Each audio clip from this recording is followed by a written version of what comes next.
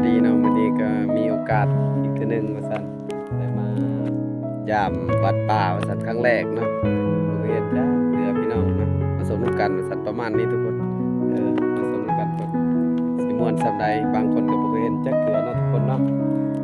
นี่สิสมวิวให้ซื่อทุกคนเห็นบ่ประมาณนี้ทุกคนนี่ก็มีธรรมศาสตร์ล้วนๆนะทุกคนมากับอาจารย์ภูสนเนาะเดี๋ยวมาเที่ยวอีกทีหนึงเนาะแต่ว่ามาลิ้นซื่อๆสักประมาณนี้ทุกคนเรากำลังสิพัฒนานะทุกคนนี่แบบมีหินหอกแต่เก่าๆทุกคนประมาณนี้ทุกคนหินธรรมศาสตร์บ่แม่นเอาห้องคนห้องบ่แม่นได้คือได้ดังเดิมเนาะตั้งแต่กี้ที่เก่าพุ่นแหละทุกคนมีแบบขออนุญาตเด้อชมบรรยากาศซื่อๆนะทุกคนประมาณนี้เนาะเบิ่งกันนะทุกคนเด้อ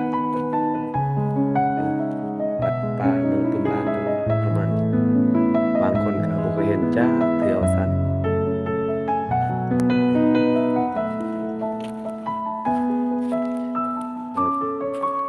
คนก็กำลังมาเที่ยวทุกคนเนาะรถรางพาหนะต่างๆก็มีหลายอยู่เนาะทุกคนเนาะประมาณนี้ทุกคนนี่ก็ทางเจ้าเมืองเจ้าแขวงเพิ่นสิมา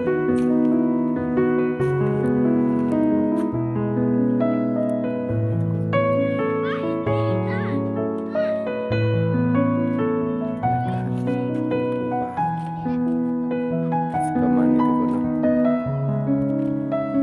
ชมวิวเป็นธรรมศาสตร์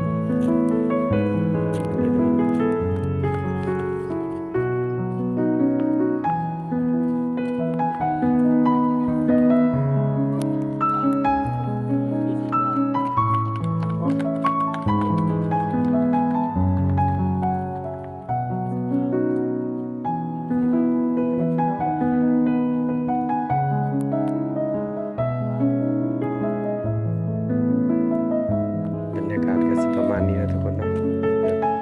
คนกับหลายปานใดทุกคนเนาะเพราะว่ามันพฤหัสนะทุกคนเพื่อเอามาสมน้องน้ำกับสันสิประมาณได้แบบเขาเลี้ยงปลาอย่างเงี้ยประมาณนี้สิถ่ายแบบทัวร์เลยเนาะ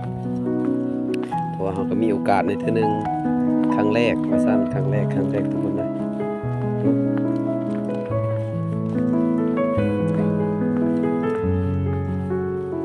ประมาณนี้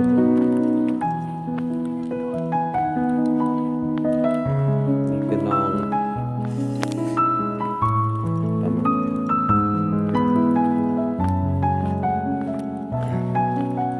บรรยากาศก็สิประมาณนี้ทุกคนนะแบบธรรมศาสตร์ล้วนๆก็สิประมาณนี้แหละอ้อมๆเขาก็สิถ่ายไปเรื่อยๆนะทุกคนติดตามกัน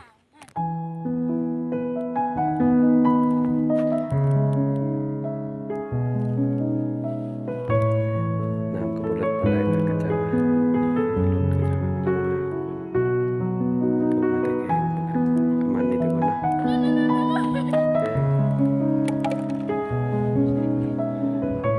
ขนาดอยู่ป่าทุกคนเนาะรถ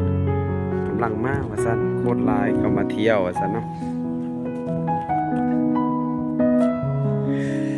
เห็นว่าวัดน้อยๆกับบ่ธรรมดาทุกคนเนาะ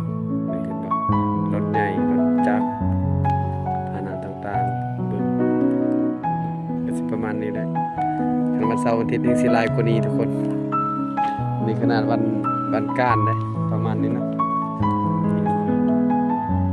เข้ามาเที่ยวมาชมทุกคนเนาะผู้ใดอยากไปก็เชิญไปได้นะทุกคนเนาะประมาณนี้ทุกคน